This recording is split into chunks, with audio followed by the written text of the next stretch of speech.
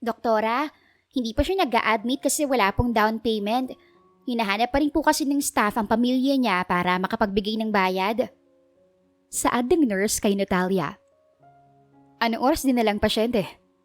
Tanong niya habang binabasa ang emergency sheet na ibinigay ng nurse. Mahigit 1 oras na po, Dok. Dinala po siya ng isang tricycle driver na nadatnan siya sa kalsada. Hirap na siyang huminga nung dumating dito. Vital signs? BP 80/50. Tachycardic po, humigit kumulang 125 beats per minute. Mukhang septic na rin, Doc. May namumula na pong bahagi sa paa niya na parang impeksyon. At anong ginagawa natin habang naghihintay ng bayad? Pinapanood lang siyang mamatay habang nakaupo sa labas ng ER. Policy po kasi ng admin, Doc. Lahat po ng pasyente kailangan magbayad muna ng down payment bago ma-admit o mabigyan ng tamang paggamot. Policy? Policy ang unahin natin kaysa sa buhay ng tao. Nakalimutan na ba natin kung bakit tayo pumasok sa propesyong ito? Doc, baka pagalitan tayo ng chief. Kung may magagalit, akong kakausap. Ako nang bahala sa chief at sa admin. I-admit niyo siya ngayon mismo. Start IV fluids. Lactated Rangers muna. Broad spectrum antibiotics, stat. I'll sign the orders personally.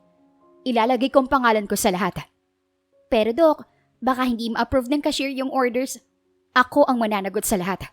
Wala nang usapan. Mas lumalim ang tingin niya kay Jane. Gawin natin ang tama. Huwag na nating hintayin pa.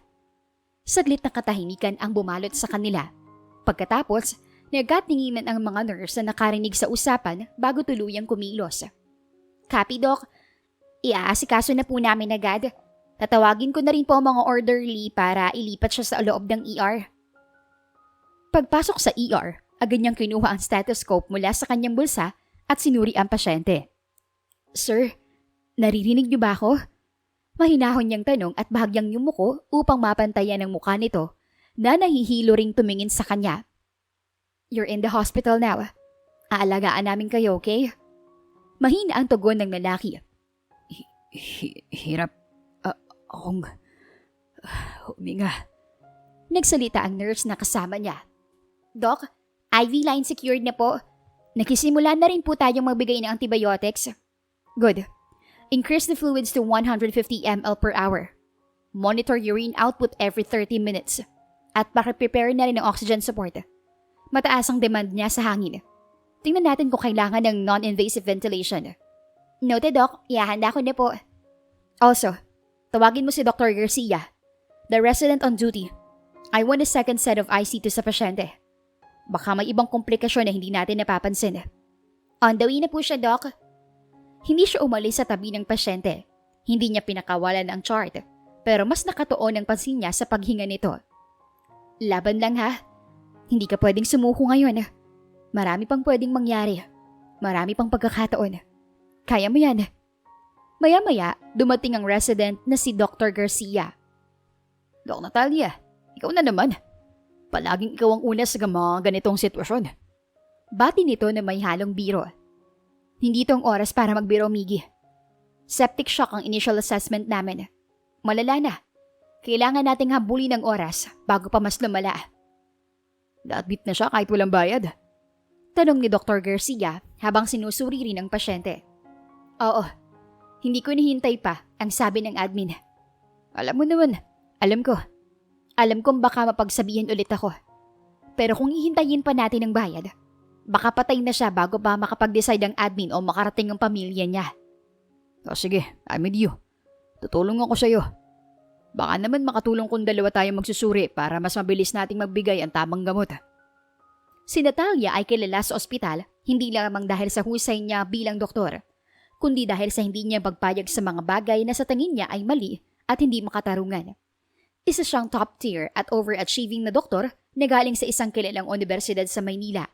May hawak na maraming parangal mula sa iba't ibang organisasyon at may malinaw na track record ng pagiging mahusay sa larangan ng emergency medicine. Ngunit higit sa lahat ng iyon, may isa siyang katangiang hindi kayang sukatin ng diploma o titulo. Ang matinding pananindigan na ang buhay ng tao ay hindi dapat ipagpalit sa anumang halaga ng pera. Lumaki siya sa isang pamilyang hindi naman marangya, ngunit sapat upang matutunan niya ang halaga ng bawat pagkakataon sa bawat buhay. Ang kanyang ama ay isang public school teacher sa kanilang bayan sa probinsya, at ang kanyang ina naman ay dating nurse sa isang maliit na klinika doon. Doon pa lamang sa murang edad, nakita na niya kung paano naaapektuhan ng kakulungan sa sistema at kakulangan sa pera ang buhay ng mga pasyente. Kaya na makapasok siya sa mas malaking mundo ng medisina sa lungsod, dala niya ang paniniwalang hindi dapat maging hadlang ang pera para sa mga taong nangangailangan ng tulong, na ang tungkulin ng isang doktor ay unahin ang kalusugan ng pasyente bago ang anumang bagay pa. Nagtagumpay silang ma-stabilize ang pasyente. Ngunit, hindi naging tahimik ang sumunod na mga araw para kay Natalia. Hindi nagustuhan ng admin ang kanyang ginawa, at tulad ng inaasahan, hindi nagtagal ay tinawag siya sa opisina ng chief. Doktora Natalia, pinapatawag po kayo sa admin. Urgent daw po. Maingat na saad ng nurse na si Jane habang nakasunod sa kanya sa hallway. Hindi siya lumingon. Patuloy pa rin binabasa ang chart ng pasyenteng kanyang inihatid kanina. Sabihin mo, busy ako. May pasyente akong hinahabol ang buhay. Hindi pwedeng mawalan ng bantay ngayon. Doc, mukhang hindi po ito request eh. So months po talaga. Nandoon na po yung chief pati sa pang admin officer. Doon siya bahagyang huminto. Dahan-dahan siya napabuntong hininga, saka maingat na isinilid ang stethoscope sa bulsa ng kanyang puting coat. Fine. Bantayan niyo ng pasyente ng maayos. Update me every 15 minutes kung may ibang pagbabago sa vital signs. Tawagin niyo ako kagad kahit saan pa ako naroon. Yes, Doc. Aalagaan ko po siya.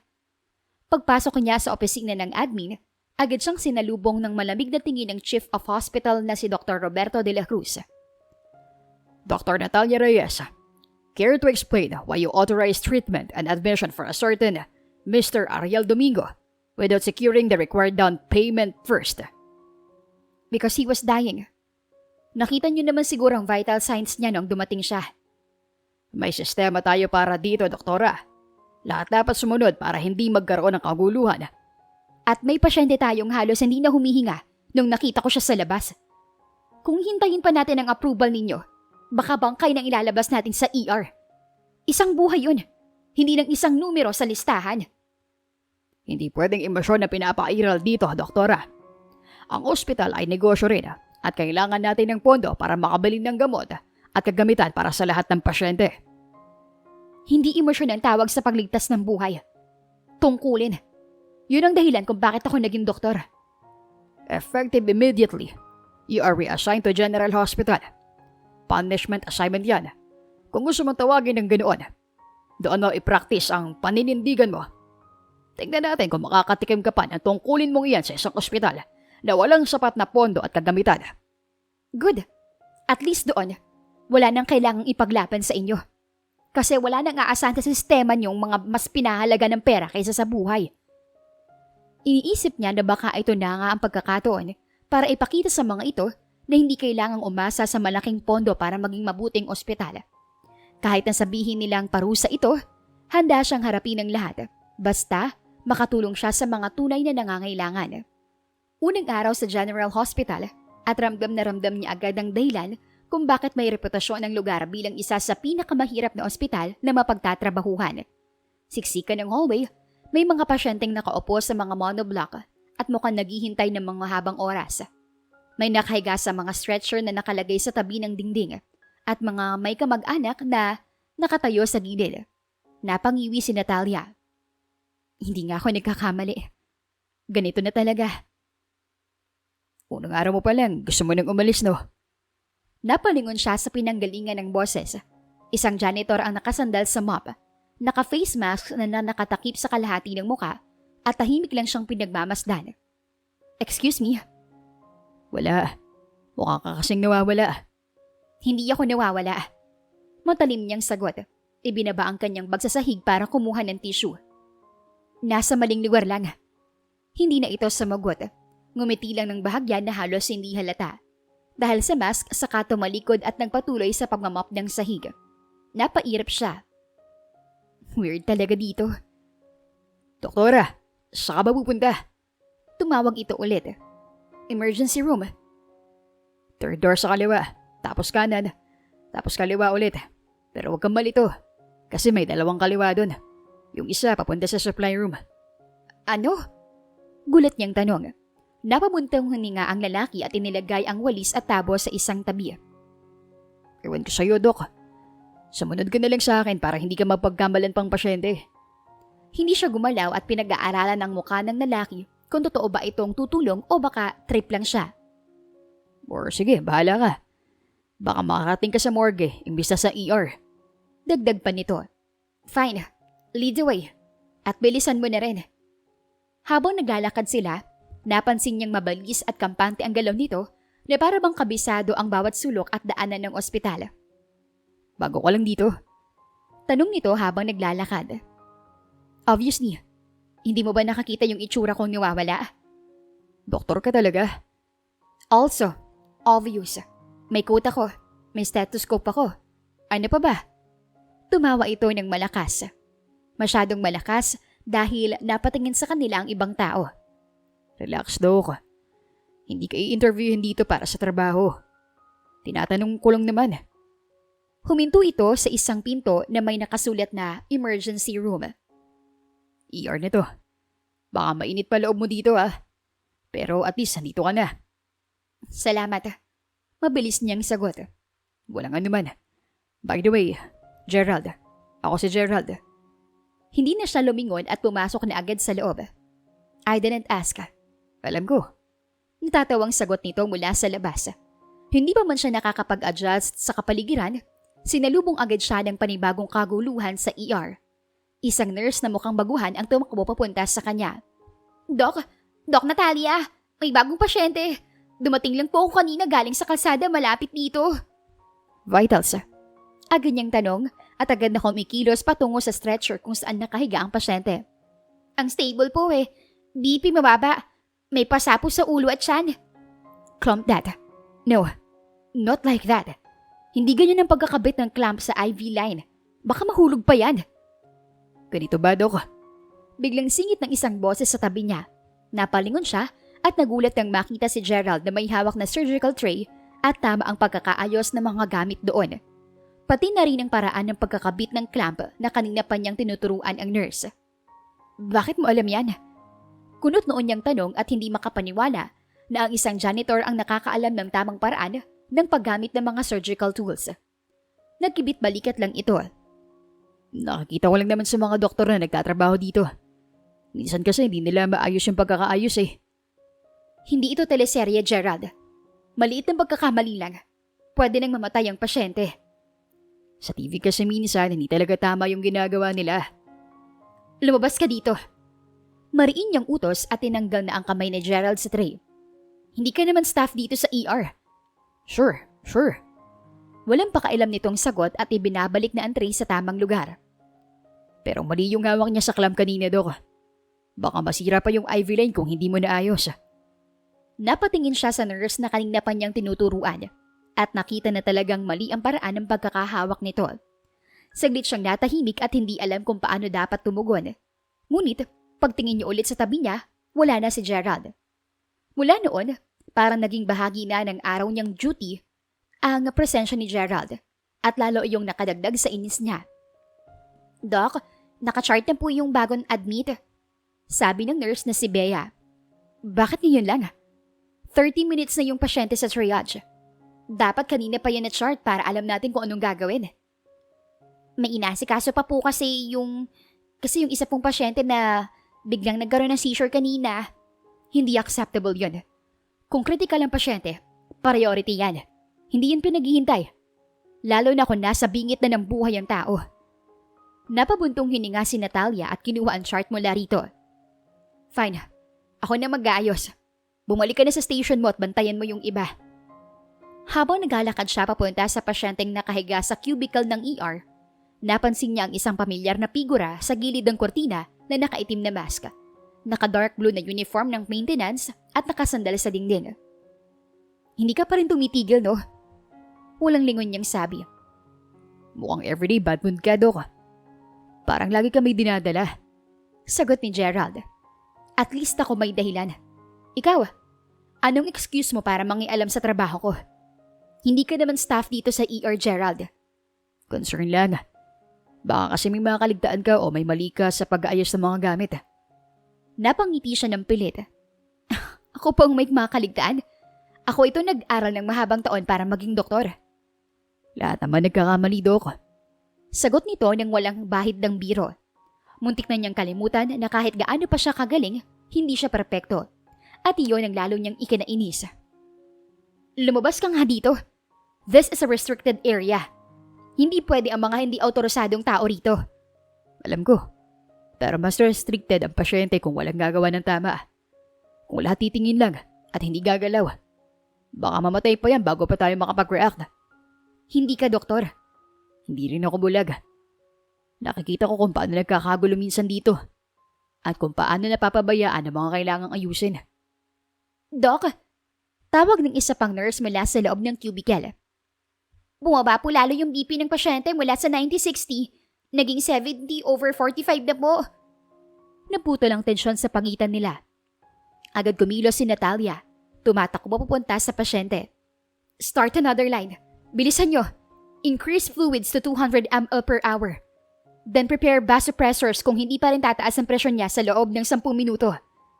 Doc, wala na pong available na IV pump. Lahat po kasi ginagamit na sa ibang pasyente. Then manual na lang. Kumuha kayo ng syringe at itulak ng dahan-dahan. Hindi pwedeng wala. Kailangan natin ng mabilis na aksyon. Sa gilid ng paningin niya, nakita niyang kumilos si Gerald. Kinuha nito ang isang lumang IV stand mula sa sulok. Inayos ang taas nito para hindi mahila ang linya ng pasyente. At inayos din ang posisyon ng IV bag para dumaloy ng maayos ang likido. Anong ginagawa mo? Iritadong tanong niya. Tinatanong pa ba yan? Kung mauhulog yung linya o hindi maayos ang daloy, mas lalong bababa ang BP niya. Baka hindi naman kaya ng puso niya. Napahinto siya sandali at tiningnan ang ginagawa ni Gerald. Mali ba ito? Hindi. Sa totoo lang, tama ang ginagawa nito. Hindi mo trabaho yan, Gerald. Dapat ang mga orderly o nurse ang gumagawa niyan. Hindi rin trabaho ng iba dito minsan yung ginagawa nila, Dok. Alam kong hindi ako dapat narito. Pero kung makakatulong ako, bakit hindi? Doc, okay na po ang line. Nakisimula na rin pong tumaas ang BP. 80/50 na po ngayon. Good. Monitor closely. Huwag niyong iiwan ng 1 segundo. Kung may pagbabago man kahit konti, sabihin niyo agad sa akin. Opo, Doc. Unti-unti naging stable ang pasyente. Ang presyon ay umabot pa hanggang 95/60 at naging maayos na rin ang paghinga nito. Paglabas niya ng cubicle, nandoon pa rin si Gerald at nakasandal pa rin sa dingding na parang naghihintay ng sasabihin niya. Dok, simula nang dumating ka dito, lahat inaaway mo. Nurse, orderly, kahit sistema. Parang lahat ng mali ng iba ay kasalanan nila sa'yo. Because the system is broken. Hindi nila pinapahalagahan ang buhay ng mga pasyente. Iniisip lang nilang pera, ang mga patakaran, at hindi na ang mga tao nangangailangan ng tulong. Totoo. Agad nitong sagot. Tumango pa ito para ipakitang naiintindihan niya. At doon siya natahimik. Hindi niya inakala na maiintindihan siya ng isang janitor. Pero hindi mo maaayos yan kung lahat kalaban mo. Minsan, kailangan mo ring makasama. Kailangan mo makipagtulungan sa mga tao dito para may magbago. Hindi pwedeng ikaw lang ang tama at ang iba ay mali. Walang lumabas sa bibig niya kasi alam niyang totoo ang mga sinabi nito. Alam mo kung anong problema mo? Biglang sabi ni Gerald. Ano? Tanong niya kahit na ayaw niyang marinig pa. Magaling ka. Sobra. Masyado kang magaling at alam mong tama ka palagi. Pero galit ka sa mundo. Galit ka sa sistema na hindi mo mapigilan. At inaalabas mo yun sa mga taong nakapaligid sa'yo. Hindi ako galit. Mariin niyang sagot, ngunit alam niyang hindi siya naniniwala sa sarili. Sure ka? Bahagyang yumuko ito para magpantay ang tingin nila. Kasi kung hindi, bakit parang bawat mali ng iba personal para sa'yo? Parang binabaliwala nila mga prinsipyo mo at ang pagiging doktor mo. Napakagat siya sa loob ng pisngi. Hindi mo kilala. Hindi pa. Pero araw-araw kita nakakita. Nakakita ko kung paano mo binibigyan ng buhay ang mga pasyente. Kahit na minsan hindi ka sinusuportahan ng sistema. Nakakita ko rin kung paano mo pinipigilan ang sarili mo para hindi sumuko. Gerald! May sumigaw mula sa dulo ng hallway na isa pang janitor na hawak ang walis at tambo. Uy, late ka na naman. Hindi ka pa tapos sa kabilang ward. Marami pa mga bintana at sahig na kailangan linisin. Dagdag nito. Coming! Sigaw nito pabalik. Saka muling tumingin kay Natalia. Duty calls. Sabi nito sa kanya. Good. Bumalik ka na sa trabaho mo. Malamig niyang sagot, pero alam niyang hindi na iyon kasing lakas ng dati. Ngumiti ito kahit kalahati lang ang kita dahil sa mask. Same to you, Doc. Baka naman bukas di ka na masyadong galit. Pag alis nito, naiwan siya nakatayo sa gitna ng ingay ng ER. Ngunit sa pagkakataong iyon, may naiwan na tanong sa isip niya. Baka nga tama ito. Baka mas mabuting hindi lahat kalabanin. At iyon ang mas nakakagulo kaysa sa kaguluhan sa paligid. Kinagabihan, habang nagsusulat siya ng notes para sa mga pasyente, napansin niyang may inayos na naman sa paligid ng kanyang station. Mas maayos ang trace ng mga gamit. Mas organisado ang mga chart at records. Mas madali para sa kanyang gumalaw dahil hindi na siya nahaharang ng mga bagay na dapat ay nasa tamang lugar na. Napatingin siya sa pintuan ng ER pero walang tao. Alam niya kung sino ang gumawa. Mayabang. Bulong niya. Saglit siyang tumigil at hinawakan ng isa sa mga tray at nainayos. Malinis at maayos ang pagkakaayos ng mga gamit. At nakakainis. Bahagya siyang napangiti at para bang may maliit na batong nakabara sa kanyang dibdib ang unti-unting nawawala. Gabing ito, kulang ng staff, pagod ang mga tao at tila sunod-sunod ang pasok ng pasyente na walang pahinga. Doc, incoming trauma! Sigaw ng nurse na si Bea mula sa labas ng ER. Agad na napatingin si Natalia. Anong kaso? Mabilis niyang tanong habang naglalakad na palapit sa entrance. Vehicular accident po. Isang lalaki na biglang tumaob ang motorsiklo habang tumatawid. Unconscious na po siya nang dumating. May malaking sugat sa ulo at mukhang may internal bleeding dahil sa pamamaga ng tiyan. Nasaan si Dr. Roda? Wala pa po, Dok eh. Naipit daw po sa kabilang ward. May emergency C-section po kasi na kailangang asikasuhin. Ikaw lang po ang senior dito ngayon. Okay, I'm taking over. Prepare the trauma bay. Bilisan niyo at kumuha kayo ng mga IV fluids, oxygen tank at mga bandage. Kailangan natin maging handa.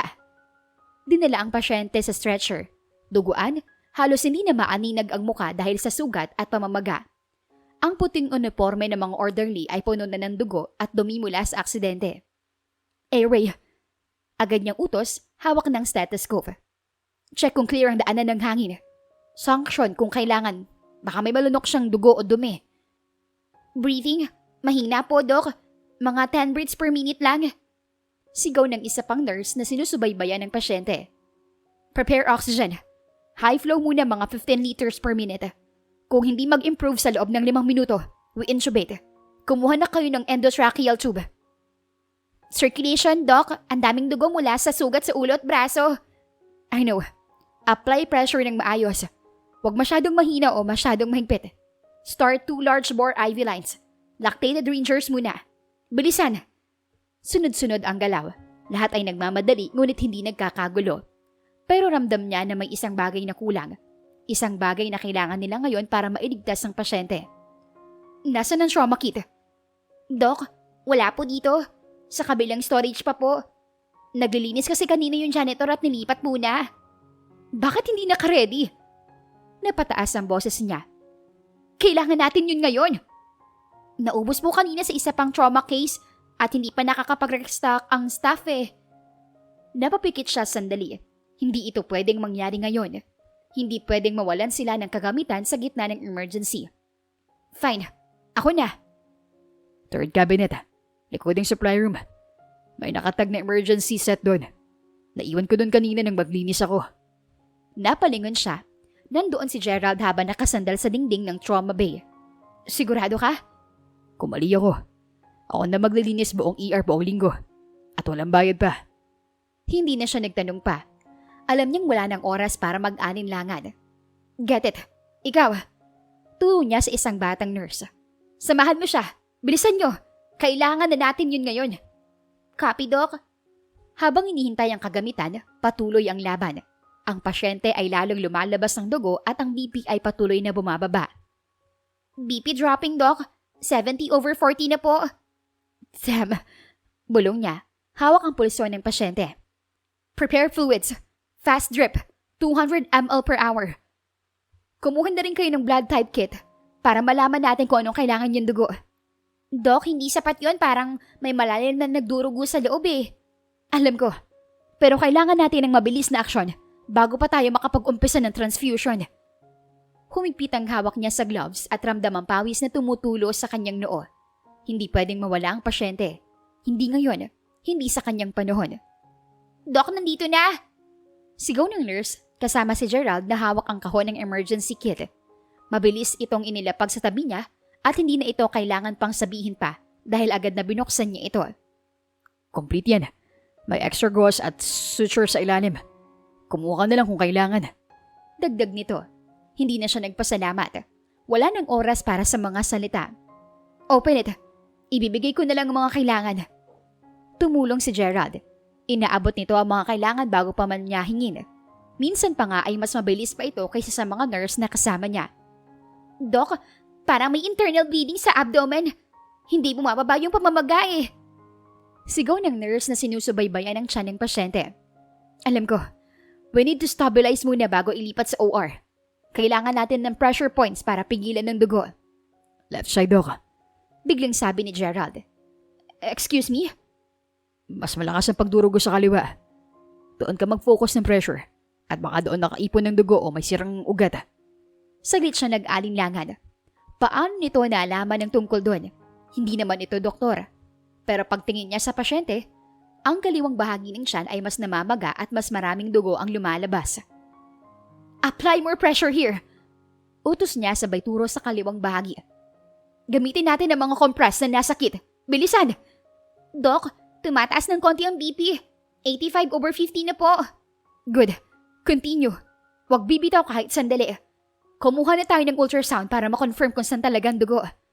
Lumipas ang ilang minuto. Stable na po, Doc. Kahit paano. BP nasa 95/60 na, tumihinga na siya ng maayos. Napahinga siya ng malalim at ramdam ang bigat ng katawan niya. Hindi pa tapos at kailangan pa nilang ilipat ang pasyente sa OR para sa operasyon. Pero nakahabol sila. Nailigtas nila ang buhay nito. Pagtingin niya sa tabi ay nandoon pa rin si Gerald. Bakit mo alam yon? Diretso niyang tanong. Hindi ito agad sumagot. Tumikhim muna bago tumingin sa kanya. Mangalin. Hindi normal yung ginawa mo kanina. Hindi basta-basta nakakagawa ng ganoong desisyon ng isang maintenance staff. Nagkibit balikat ito. Kumuha ng isang panyo para punasan ang pawis sa noo. Matagal na ako dito, Doc. 5 taon na. Araw-araw ko nakakita ang mga nangyayari dito sa ER. Hindi sapat yun. Hindi natututunan ang ganoong instinct sa panonood lang. Kailangan mong maranasan o matutunan yun sa paaralan o sa training. May mga bagay na natututunan mo kapag matagal kang nakatingin sa mali. Kapag araw-araw mong nakakita kung paano nagkakamali ang iba. Kung paano napapabayaan ng mga pasyente dahil sa kulang na kagamitan o sa kawalan ng kaalaman. Napakunot ang noon niya. Hindi niya maintindihan. Anong ibig sabihin nito? What do you mean? Kapag araw-araw mo nakakita kung paano may napapabayaan, natututo ka kung paano sana dapat ginawa. Natututo ka kung paano gumawa ng tama kahit wala kang titulo o diploma. Hindi siya agad nakasagot. Ramdam niya ang bigat ng mga salita ni Gerald. Hindi ako doktor, pero hindi rin ako tanga. Alam ko kung anong tama at kung anong mali. Lalo na kapag buhay niyang pinag-uusapan. Tinalikuran siya nito at naglakad palayo. Naiwan siya nakatayo, pagod na pagod ang katawan niya at magulo ang isip. Maraming bagay ang pumapasok sa isip niya. Hindi niya alam kung mas nakakainis ba si Gerald dahil sa mga salita nito o mas nakakabahala na baka tama ito. Na baka kailangan nito talaga ng tulong ng mga tao tulad ni Gerald na may puso para sa mga pasyente. Napahinto si Natalia sa harap ng istante ng mga delata. Hawak ang isang lata ng corn whip na parang biglang nawala ng saysay sa kamay niya. Doc. Napalingon siya. May lalaking nakatayo sa dulo ng aisle, nakapamulsa. Tila nagdadalawang isip kung lalapit o hindi. Wala itong suot na face mask at doon niya tuluyang napagtanto kung bakit parang pamilyar ang tindig nito. Saglit siya napatitig. Bahagyang kumunot ang noo niya. Gerald? Finally. Nakilala mo rin ako nang walang uniform. Akala ko pa naman di mo na ako makikilala kahit harap-harapan na. Ikaw yan? Talaga? Disappointed? Biro nito. Napansin ni Natalia na may maliit na bituin na tattoo sa tenga nito. Hindi niya yun nakita noon dahil palagi nakasuot ito ng mask. Hindi. Naguguluhan ako. Parang iba ka talaga. Same person, Doc. I swear. Hindi ako pinalitan overnight. Baka lang mas mamukhang maayos dahil hindi ako pawisad o hindi ako nakuniforme. Hindi kasi tugma. Yung itsura mo ngayon at yung paraan mo ng paggalaw. Hindi katulad ng Gerald na kilala ko sa ER. Alin? Yung ikaw sa ospital. Laging gusot ang damit, pawisan, at parang laging nagmamadali. At yung ikaw ngayon, parang nasa mall ka lang na namamasyal. Mas gwapo ngayon. Napairap siya, ngunit hindi mapigilan ang bahagyang ngiti sa labi. Mayabang, palagi ka na lang nagbibiro. Honest lang. Baka naman hindi mo lang ako maobserbahan ng maayos noon dahil lagi kang galit o busy. May dumaan ng isang matandang babae na hawak ang isang basket ng pagkain. Oy mga bata, pwede bang doon kayo sa tabi? May pupuntahan pa ako eh. Banta ng matandang babae. Bahagyang umurong si Natalia, saka ay tinulak ang kanyang cart palayo sa istante. Pasensya na po ate. Pagkatapos ay tumingin kay Gerald. Ano bang ginagawa mo dito? Hindi ba dapat nasa ospital ka ngayon? Day off ko ngayon, Doc. Kahit pa gusto ng admin na pagsabay-sabayin ng duty ko, kailangan ko pa rin kumain. Akala ko nga mayaman ka eh. Bakit ka bumibili ng dilata? Napakunot ang noo ni Gerald. Ha? Anong mayaman? Sa itsura mo ngayon, kutis mo pa lang mas maputi pa sa akin, Gerald. So, Doc, pag mabuti, mayaman na. Pag maayos ang damit, hindi na pwede maging mahirap. Hindi, Gerald. Pero hindi rin mukhang janitor. Parang hindi ka naman kailangan magtrabaho bilang maintenance para makakain. Bahagyang tumahimik si Gerald sa sinabi niya. I know. Sanay na ako sa ganyan tingin. Minsan nga, kapag naka-uniforme ako, inaasar pa ako ng ibang tao na hindi ako karapat-dapat na magtrabaho sa ospital. Sandaling hindi nakasagot si Natalia. Hindi niya inaasahan ang sagot nito, lalo na ang paraan ng pagsasabi. Anyway, putol ni Gerald sa katahimikan. Kumuha ng isa pang lata ng itlog na pula. Ikaw, Doc, grocery din. Para kanino yung mga binibili mo? Obviously. Sagot niya sabay bahagyang taas ng kilay at kumuha ng isa pang pakete ng gatas. Para sa akin lang. Hindi naman ako pwedeng kumain ng mga pagkain sa ospital araw-araw. Napangiti ito. Okay, fair. Akala ko pa naman may pamilya ka na. Wala pa. Nagpatuloy silang maglakad sa iisang direksyon at hindi sinasadyang magkasabay sa bawat paghinto. Minsan pa nga ay sabay silang nag-abot ng kamay para kumuha ng parehong produkto at parehong ngumiti ng bago umurong. Pagdating nila sa cashier, saka lang napansin ni Natalia na halos sabay na silang nakapila at mas marami ang laman ng cart ni Gerald kaysa sa kanya. Mga dilata, bigas, mga canned goods at kahit pa mga gamit sa bahay tulad ng sabon at shampoo ang puno ng cart. Mauna ka na. Konti lang naman to eh. Isang lata ng corned beef, gatas at itlog lang. Umiling si Gerald at hinila ang kanyang cart para mas mapalapit. Okay lang. Sabay na. Baka mahaba pa ang pila kung maghihintay pa ako. Napakunot ang noo niya. Hindi komportable sa ideyang sabay silang magbabayad. Hindi, Gerald. Hindi ka naman dapat maghintay dahil sa akin. Hindi na siya pinatapos. Kinuha nito ang plastic na divider mula sa tabi ng counter at inilagay sa harap ng mga pinamili niya para hiwalay pero magkasunod. Isama mo na. Diretso nitong sabi sa cashier na nakangiting tumatango na lang. Ha? Hindi. Agad na kontra ni Natalia. Hinawakan ang kamay ng cashier para pigilan ito. I can pay for my own. Hindi ko kailangan ng tulong. Alam ko. Bago pa siya makapagsalita ulit, laskan na ang mga pinamili nila. Sir, total is 1,500 piso po. Sabi ng cashier, hawak na ang POS machine. Inilabas na ni Gerald ang wallet nito. Gerald, hindi mo kailangan gawin yan. Baka naman mahal pa yung mga binili mo tapos dumagdag pa ako. Hindi ko kailangan. Pinili ko naman bayaran, Doc. Matapos bayaran, inabot ni Gerald ang resibo at ang isang supot na may lamang mga pinamili niya. Here. Sabi nito, hindi niya agad tinanggap. I'll transfer na lang sa'yo bukas. Ibigay mo na lang sa akin ang number mo. Doc, relax. Grocery lang to. Baka naman next time ikaw naman ang bibili ng kape para sa duty ko. Napairap si Natalia, pero tinanggap din ang supot. Next time, ako. Basta wag kang bibili ng kung ano-ano para sa akin. Sure. Sagot nito. Paglabas nila ng grocery, may lalaking nakasandal sa isang itim na motor. Nakatingin sa kanila na parang kanina pang naghihintay. Naka-polo shirt din ito, maong at mukhang mas bata pa kaysa kay Gerald. Uy, Malakas nitong bati. finally. Akala ko mag-grocery lang. Isang oras ka na roon, bro.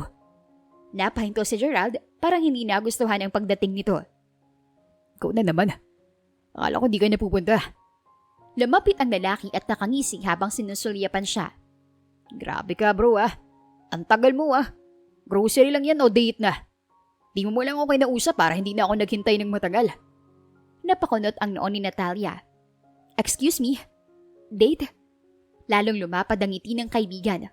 Inabot pa ang kamay para makipagkamay sa kanya. Ay, sorry. Hindi ako na-introduce yung sarili ko ah. I'm Marshall. Friend niya mula pa high school. Long time no see, bro. At may kasama ka pang... Sinulyapan siya mula ulo hanggang paa.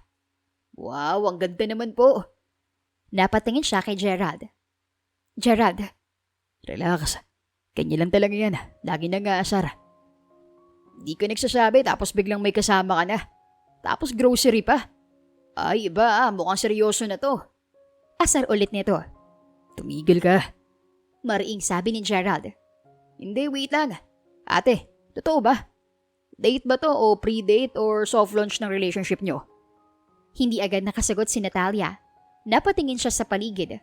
Pakiramdam niya ay siya na ang sentro ng pansin kahit wala siyang ginagawa. Hindi. Panimula niya, pero agad siyang naputol ng tawa ni Marshall. Ay, shy type. Baro ang tahimik niya ah. Iba to. Iba sa mga dati mong kasama. Napapikit si Natalia sandali. We just met sa grocery. Hindi kami nagde-date. Nagkasabay lang kami. Ah, ganun ba? Kunwaring nag-isip si Marshall pero nangaasar pa rin. Pero libre mo siya. Ay bro ah, di ka namang ganyan dati ah. Laging ikaw ang sinusundo ng iba tapos ngayon ikaw nang nanlilibre. Saglit na natahimik si Natalia. Napaisip siya. Oo nga naman. Bakit nga ba siya binilhan ni Gerald? Hindi naman sila close. Hindi naman din sila magkaibigan. Marshall. Babala ni Gerald. Okay. Taas kamay nito. I'll stop. Pero bro, first time kita nakita na ganyan ah. Ganyan paano? Malamig na tanong ni Gerald. I mean, effort. Di ka naman ganito dati kahit sa mga kaibigan mo. Lalong uminit ang tenga ni Natalia. Hindi na siya makasingit sa usapan at pakiramdam niya ay parang may mga mata na nakatingin sa kanila mula sa mga tindahan sa tabi. Alis na tayo. Biglang sabi ni Gerald sabay kuha sa isa pang supot at tinuro ang daan palabas ng parking lot. Atid mo na rin bro. Sayang naman yung pagkikita nyo eh. Baka naman malayo pa yung bahay niya. Hindi na kailangan. Mabilis na sagot niya at iniayos ang hawak na supot.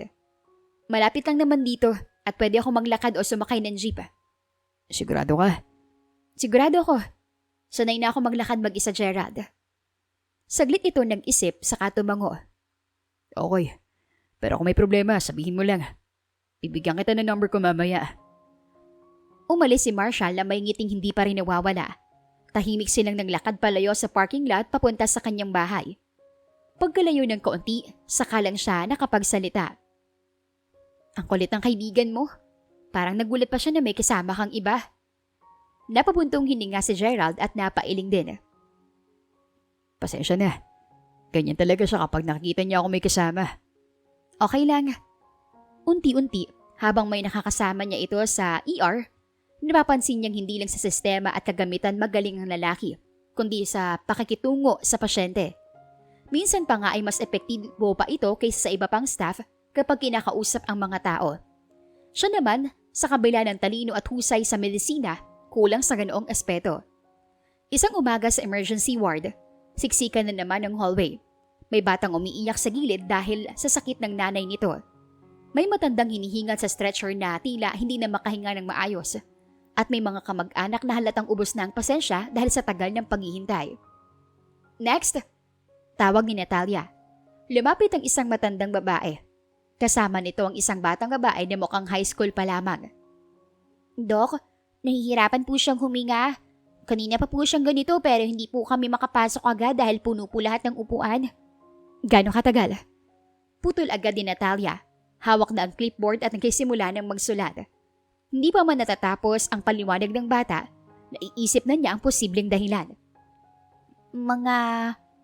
Hindi makasagot ng maayos ang bata. Mukhang kinakabahan pa rin. Mga 1 oras na po siguro. May history ba ng asthma o heart condition? Sunod-sunod niyang tanong habang patuloy na sinusulat ang mga posibleng diagnosis. Kumuha na ba siya ng gamot o may dala ba siyang inhaler? Napatingin ng apo. Hindi ko po sure eh. Hindi naman po niya sinasabi yung mga sakit niya. Kailangan ko ng exact answers para matulungan kayo. Paano ko mapapagaling ang pasyente kung hindi mo alam kung anong pinoproblema niya? May lumapit sa gilid niya. Nanay, relax lang po tayo Mahinahong boses ni Gerald. Lumuhod pa ito para pantayan ang taas ng matanda. Dahan-dahan lang po yung paghinga. Huminga tayo ng malalim kasama ko. Hinga, tapos buhos. Ganun lang po. Hinawakan nito ang kamay ng matanda. Hindi niya alam kung paano nito gagawin iyon. Ang magpakalma ng tao ng ganoon kadali. Iya. Baling ni Gerald sa bata. Kailan talaga ito nagsimula? Baka naman kanina pa siyang hindi maayos ang paghinga pero hindi lang siya nasabi. Kanina pong umaga, pagkatapos niyang maglinis ng bahay. Sagot nito. Okay, may ininom po ba siyang maintenance? Kahit hindi mo alam ang pangalan, baka alam mo kung para saan. Baka puso o higa. Meron po pero hindi ko alam ang pangalan eh. Nakalagay lang po sa maliit na pulang kahon. Okay lang, hanapin na lang natin sa bag niya later. Basta ngayon, hawakan mo muna yung kamay niya para hindi siya kabahan Dok, pwede na po siguro i-check yung vitals. Mukhang medyo okay na po siya ngayon. Parang doon lang siya natauhan at biglang napagtantong nakatitig na pala siya sa mga ito ng matagal. Right, sige. Punta na tayo sa cubicle. Mabilis niyang kinuha ang stethoscope pero iba na ang takbo ng isip niya. Mas tapos ma-stabilize ang pasyente, natagpuan din nilang may gamot itong iniinom para sa puso na nakalimutan nitong inumin kanina. Napaupo si Natalia saglit sa nurse station. Hawak ang chart ng matanda. Di mo kailangan madaliin lahat. Biglang sabi ni Gerald. Tumabi sa kanya at inilapag ang isang basong tubig sa harap niya. Hindi siya agad sumagot. Tinitingnan niya lang ang chart pero hindi naman binabasa. Iniisip niya ang nangyari kanina. Time is critical. Sa emergency, bawat segundo mahalaga. Kung magpapabagal ka, baka mawalan ka ng pasyente. Alam ko. Pero hindi lang katawan ang ginagamot natin, Dok. Hindi lang sakit ang kailangan gumaling. Pati takot. Pati ka ba ng mga pasyente at ng kanilang pamilya? Kung hindi mo muna makakalma yun, hindi makakakuha ng tamang impormasyon kahit kano kakabilis. I know that. Depensa niya. Pero alam niyang hindi niya talaga ginagawa ng maayos. Alam mo pero hindi mo ginagawa. Kasi mas importante sa iyo ang tamang proseso kaysa sa tamang paraan ng pakikipag-usap. Hindi ako sanay. Mula pa nung estudyante ako, puro libro at pagsusulit lang ang iniisip ko. Wala namang tinuro sa amin kung paano kausapin ng mga taong natatakot. Okay lang. Hindi rin ako sanay dati. Noong una kong trabaho dito, mas priority ko rin dati yung tama kaysa sa pakiramdam ng mga tao. Napakunot ang noon niya. Talaga? Paano ka naging ganoon ngayon? Tumango ito. Tumingin sa hallway kung saan may bagong pasyenteng dinadala sa mga orderly. May pasyente akong hindi naabutan. Isang batang lalaki na nagkaroon ng seizure habang naghihintay sa labas. Tama lahat ng ginawa ko nang dumating siya.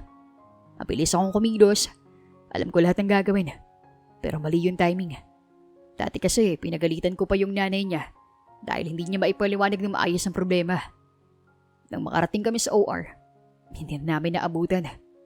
Hindi na siya nagtanong pa. Hindi na kailangan. Nakita niya sa mga mata ni Gerald ang sakit na dala ng alaalang iyon. Hindi niya namalayan kung kailan nagsimulang maging normal na hanapin ang presensya nito sa ward. Minsan pa nga ay napapalinga na lang siya sa paligid kapag hindi pa ito dumarating. Parang nakakawala ng gana kung wala itong kasama sa paghawak ng mga emergency case. Late ka. Bati niya isang umaga. 5 minutes lang yan, Doc. Hindi pa ako suspended. Baka naman bukas maaga pa ako. Dapat lang. Napansin niyang hindi na niya kinaiinisan ng presensya nito. Hindi na niya iniisip na istorbo ito sa kanyang trabaho. Sa halip, hinahanap na niya at doon siya medyo nainis sa sarili. Bakit ba kailangan niyang hanapin ng isang janitor sa gitna ng maraming doktor at staff sa ospital? Isang tanghali, habang nag-aayos siya ng chart sa nurse station, napatingin siya sa kabilang dulo ng mesa. Nandoon si Gerald.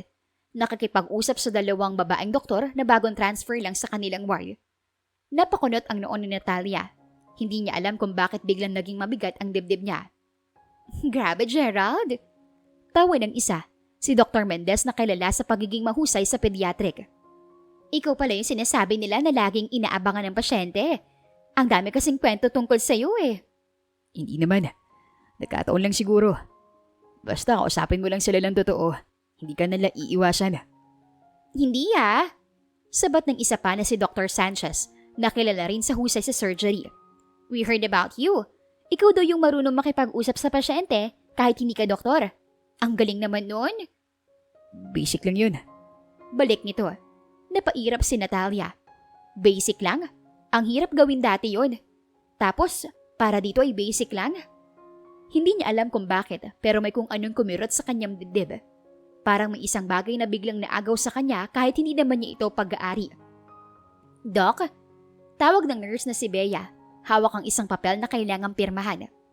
Pirma po kayo dito sa discharge papers ng pasyenteng kanina ng ma-stabilize. Hindi agad siya sumagot. Nakatingin pa rin siya sa tatlo.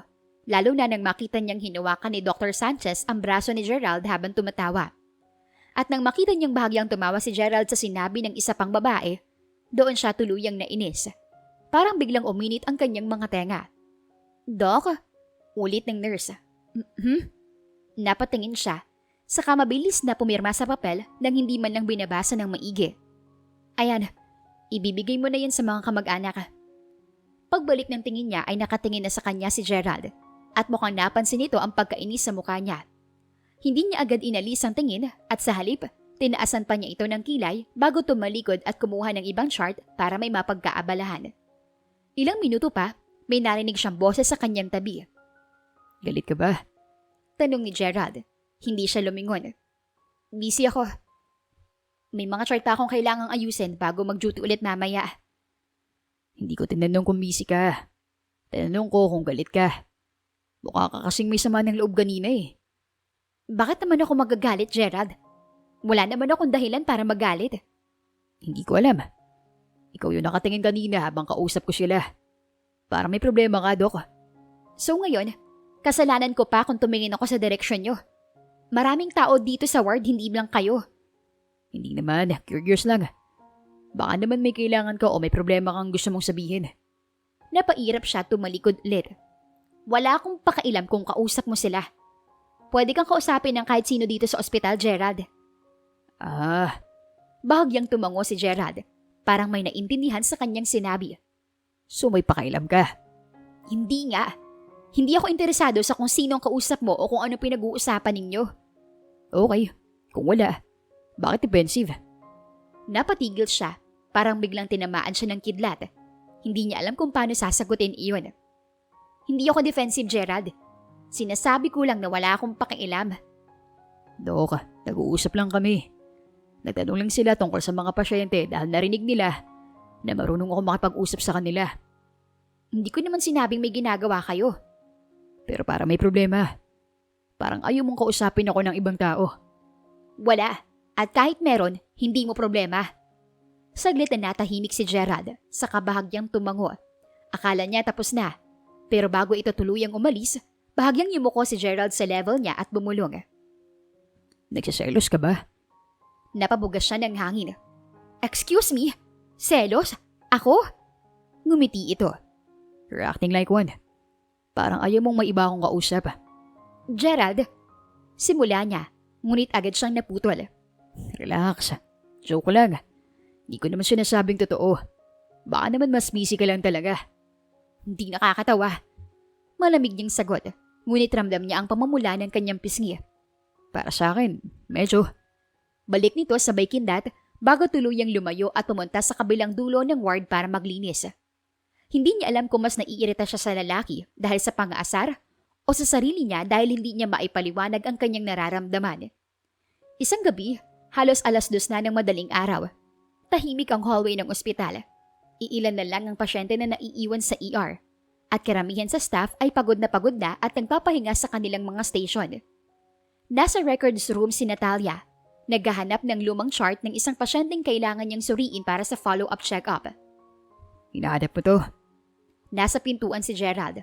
Hawak ang isang makapal na folder na mukhang matagal nang nakatago. Ang suot pa rin nito ay na uniforme ng maintenance staff. Pero may kakaibang kaseryosohan sa mukha nito na hindi niya nakikita dati. Napakunot ang noo niya. Paano mo nalaman na itong hinahanap ko? At bakit nandito ka sa ganitong oras? Hindi ka marunong magtago kapag may hinahanap ka. Lagi nakasimangot at sinusuri mo ang bawat sulok ng istante. Bukod pa rito, matagal na kitang sinusubaybayan. Kinuha niya iyon, mabilis na binuklat ang unang pahina at doon siya napatigil. Ibang pangalan ang nakalagay sa cover ng folder. Hindi pangalan ng pasyente kundi isang doktor. Bakit nasa archive to? Hindi agad sumagot si Gerald. Tumayo lang ito sa tabi ng pintuan. Dahan-dahan niyang itinaas ang tingin rito. Gerald, ano to? Bakit may chart ng doktor dito sa archive ng mga pasyente? Napabuntong hininga ito saka pumasok sa silid at maingat na isinara ang pinto para hindi marinig ng sino man ang kanilang usapan. Tok, huwag mo na pakialaman yan. Bumalik ka na lang sa ER at kalimutan mong nakita mo to. Mas lalo siyang kinabahan. Kung dati pa ay nagtatanong siya, ngayon ay alam niyang may malaking lihim na nakatago sa folder na iyon. Binuksan ko na. Nakita ko ng pangalan niya. Dati ako med student. Sa isang kilalang universidad sa Maynila. Top of the class. Scholar ng gobyerno. Board passer na rin sana ako kung natuloy ako. Top of the class? Sana? Hindi na ako nag-take. Hindi ako nakapagpatuloy ng pag-aaral. Bakit? May kaso. Isang kaso na sumira ng lahat ng plano ko. Anong kaso? Malpractice. Diretso nitong sagot. Hindi ikaw. Hindi ikaw ang gumawa. Hindi ka naman ganun eh. At paano ka nakakasigurado? Hindi mo naman ako kilala ng lubusan, Dok. Baka naman kaya akong gawin yun. Because, napahinto siya at hindi alam kung paano ipapaliwanag. Because, you don't look like someone who would. Alam ko yun. Alam kong mabuti kang tao. Ngumiti ito ng bahagya. Hindi sapat yun, Dok. Maraming mabuting tao ang nagagawa ng masama dahil sa mga sitwasyon. Then tell me, ano talaga nangyari? Bakit ka nadawit sa kasong malpractice? May mentor ako. Si Dr. De La Cruz. Magaling. Kilala sa buong bansa. Respetado ng maraming tao. Kasama ng mga tagapamahala ng ospital. Anong ginawa niya? Nagkamali sa isang operasyon. Nagkamali siya ng hakbang. At may namatay na pasyente. Napatakip si Natalia sa bibig at naramdaman ang bigat ng balitang ito. Si Dr. De La Cruz ay isa sa mga pinakamahusay na doktor sa larangan ng medisina. Hindi dapat siya makulong. Too big to fall. Maraming taong umaasa sa kanya. Mga ospital, mga estudyante, mga pamilya. Kung siya makukulong, maraming negosyo at karera ang mawawasak. Napakunot ang noo niya. So someone had to take it. Someone had to shoulder the blame para hindi siya mapahamak. Nanigas siya. Parang biglang tumigil ang mundo sa paligid niya. You took it? Halos pabulong niyang tanong. Hindi makapaniwala na ang lalaking nakasama niya sa ER ay handang isakripisyo ang sarili para sa iba. Tumango ang binata. Bakit? Bakit mo ginawa yun? Ang lahat ng pinaghirapan mo. Ang pagiging scholar. Ang pagiging top of the class. Lahat yun mawawala dahil sa kasong hindi mo naman ginawa. Hindi agad sumagot si Gerald. Tumikim lang ito at tumingin sa bintana ng silid na natatakpan ng kurtina. Dahil kung hindi ako, mas marami pang mawawala. Maraming estudyante ang mawawalan ng scholarship. Maraming pasyente ang mawawalan ng pag-asa dahil sa kanya. At dahil mahal ko siya bilang mentor, tinuruan niya ako na lahat ng alam ko tungkol sa medisina. Hindi tama yun. Hindi dapat ikaw ang nagbayad para sa pagkakamali ng iba. Alam ko. Pero nangyari na. Wala na akong magagawa pa. Sa loob ng ilang araw, mas naging tahimik siya dahil masyado ng maraming kailangang pagdugtong-dugtungin. Mga pangalan, petsa, dokumentong kailangang hanapin at suriin para patunayan na totoo ang sinabi ni Gerald. Sigurado ka dito? Tanong ni Gerald isang gabi habang nasa fire exit sila, malayo sa ingay ng ward. Hindi. Pero hindi rin ako sigurado kung kaya kong manahimik habang alam kong may mga taong patuloy na niloloko ang sistema at ang mga pasyente. Napangiti si Gerald ng bahagya. Delikado to, Doc. Maaari kang mapahamak. Maaari kang mawalan ng trabaho o mas masahol pa. Mas delikado kung pababayaan. Hindi na dapat may ibang tao pang maapektuhan ng mga kasinungalingang ito. Okay, sasama ko. Hindi ka mag-iisa sa paggawa nito. Hindi naging madali. Mga lumang records na kailangan nilang hanapin, dokumentong sinadyang baguhin, pangalan na hindi dapat makita, at mga taong ayaw na mabunyag ang totoo. Minsan pa nga ay kailangan nilang magtago sa mga sulok ng records room tuwing may darating na staff na hindi nila mapagkakatiwalaan.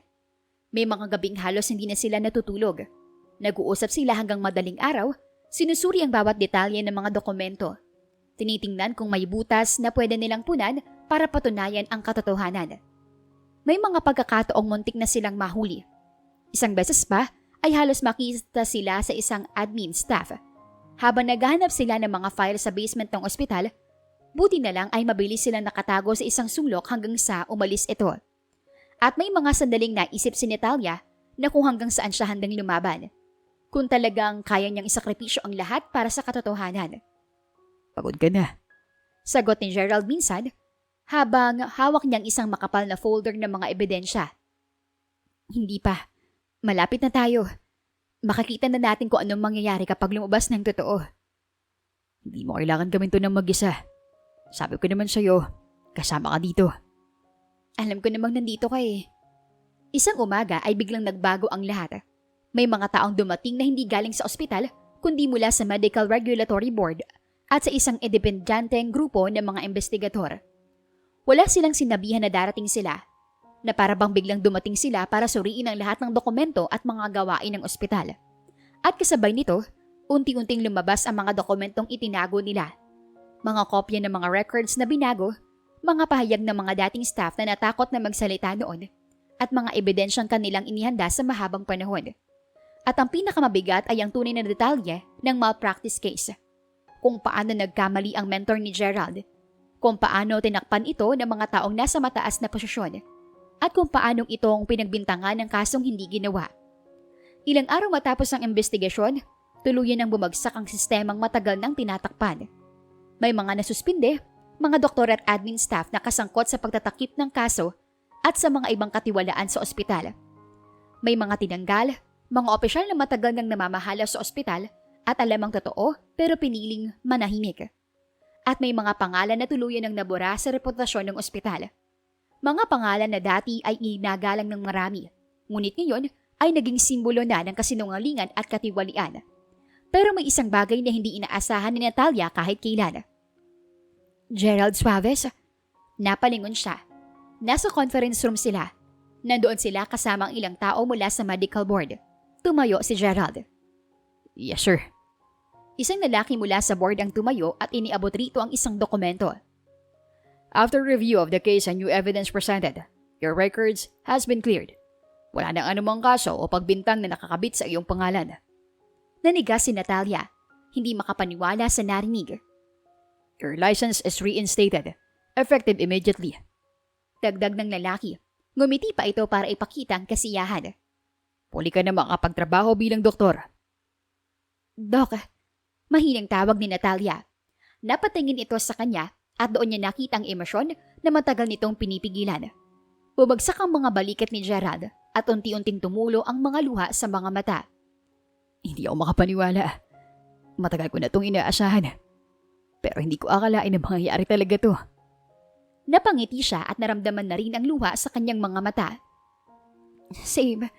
Hindi ko rin nakalain na makakita ko ang araw nito. Ang tagal ko itong hinintay. 5 taon. 5 taong parang nakadakadaya na ako. Worth it. Lahat ng pinaghirapan natin ay worth it. Paglabas nila ng conference room, napahinto si Gerald sa gitna ng hallway. Ikaw, Doc, anong gagawin mo ngayon? May mga malalaking ospital na sigurado mag-aalok sa'yo ng trabaho. Saglit siyang nag-isip. Marami siyang pwedeng piliin. Mga ospital na may mas magandang posibilidad. Mas mataas na sahod at mas maayos na sistema. Maaari na rin siyang umalis at magsimula ng bago sa ibang lugar. Pero nang tumingin siya sa paligid, sa ward na puno pa rin ng pasyente na nangangailangan ng tulong, sa hallway na magulo pero totoo, sa lugar na minsan niyang kinainisan, ngayon ay naiintindihan na niya na dito talaga siya kailangan. Napangiti siya. Mananatili ako dito sa General Hospital. Bahagyang nagulat si Gerald. Sigurado ka? Alam mo marami pang kailangan ayusin dito. Hindi pa rin madaling trabaho. Mas kailangan ako dito. Dito ko natutunan kung ano ang tunay na kahulugan ng pagiging doktor. Dito kita nakilala, Gerald. Saglit itong tumitig sa kanya. Same. Mananatili rin ako dito. Dito ko babangon muli bilang doktor. Nang bumalik si Gerald sa trabaho, ay parang biglang nag-iba ang takbo ng araw ni Natalia.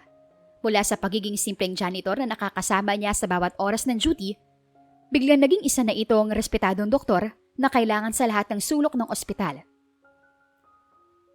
Doc, kailangan ka sa ICU. May pasyenteng hindi ma-stabilize.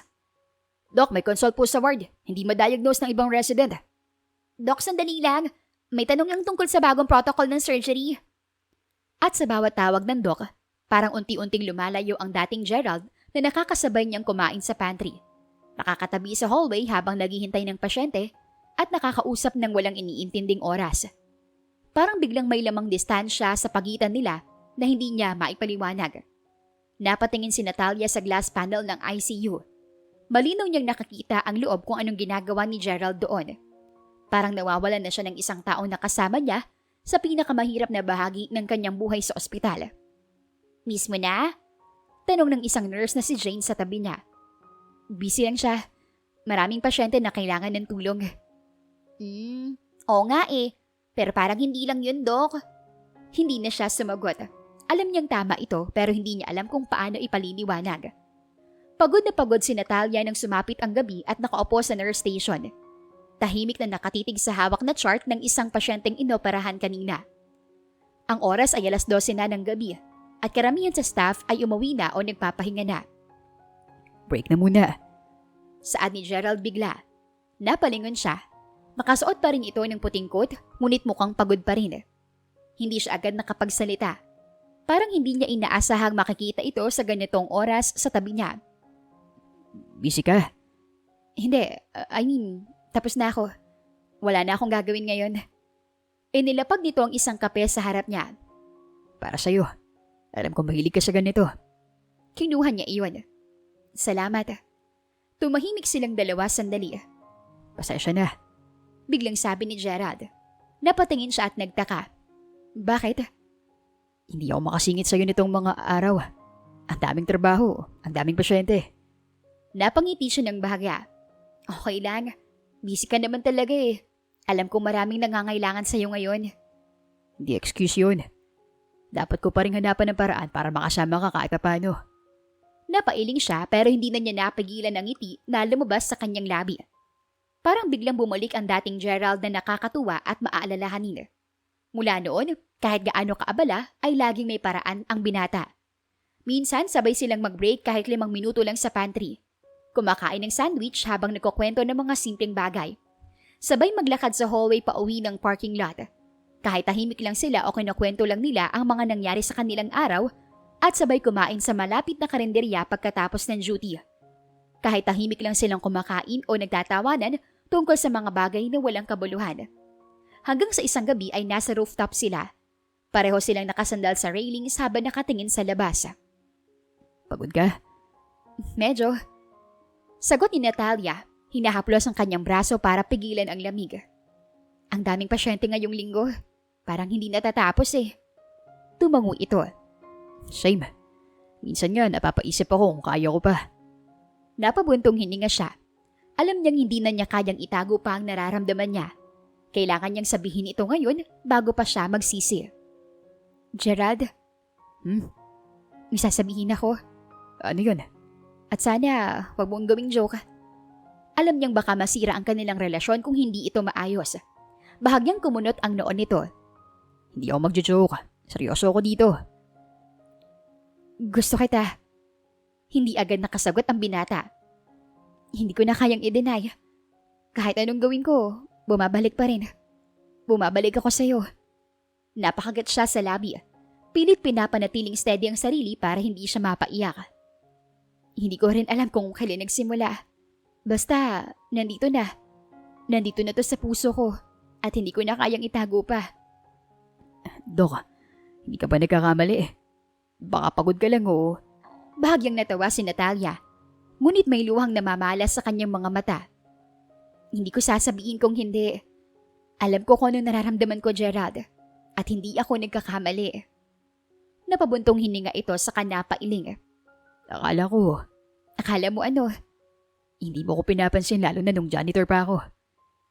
Alam ko mas mataas ang tingin mo sa sarili mo. At baka hindi mo ako makita bilang isang tao na pwede mong mahalin. Napakunot ang noo niya. Gerald, hindi kita tinitingnan ng ganun. Kahit noong janitor ka pa, alam kong espesyal ka. Alam kong may ibang bagay kang dala. Hindi ako tanga. Alam ko kung anong tingin ng tao sa akin nun.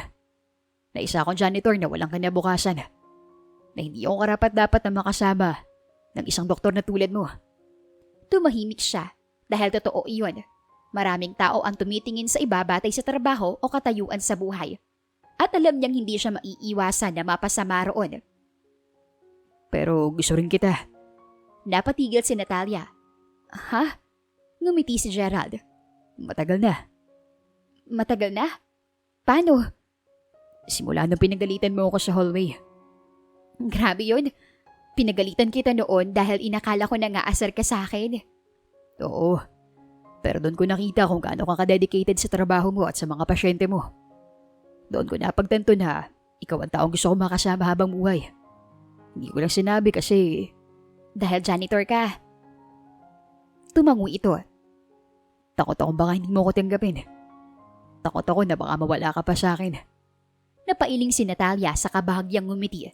Hinawakan niya ang pisngi ni Gerald para ipakita na totoo ang kanyang naramdaman.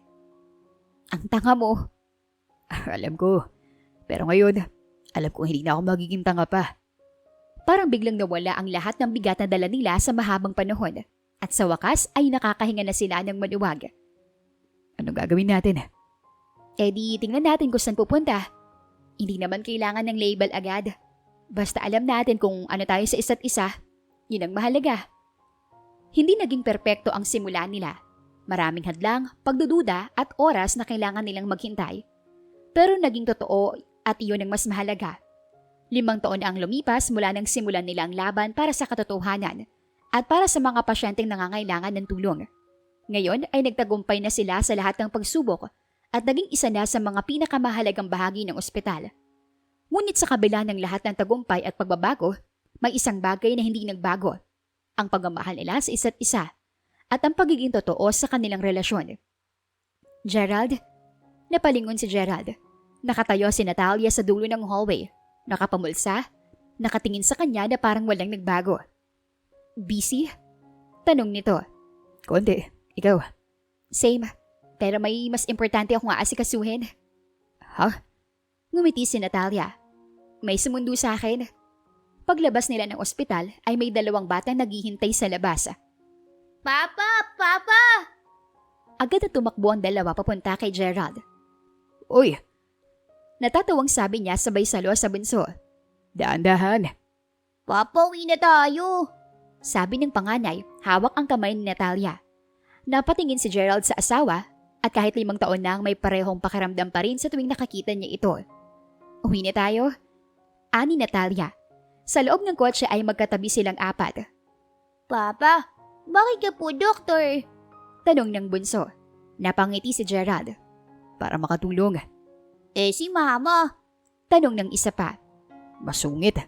Biro ni Gerald. Gerald? Babala ni Natalia. Tumawa ang mga bata. Para din makatulong. Sagot niya sabay sulyap kay Natalia. Natagpuan nila hindi lang ang katotohanan at kalayaan. Natagpuan din nila ang isa't isa at ang tunay na kahulugan ng pag-ibig na hindi kailangan sabihin ngunit nararamdaman. Ang tunay na tagumpay ay hindi nasusukat sa talino lamang, kundi sa paninindigan na gawin ang tama kahit mahirap at sa malasakit na unahin ang kapakanan ng iba kaysa sa sarili. Sa pag-ibig, hindi mahalaga ang estado, trabaho o pagkakaiba ng katayuan. Ang mahalaga ay ang pagkatao, kung paano ka magmahal at umunawa. The end. Salamat po sa inyong pakikinig. Para mas marami pang kwento, mag-subscribe lang dito sa Dear Tala Stories. Hanggang sa muli.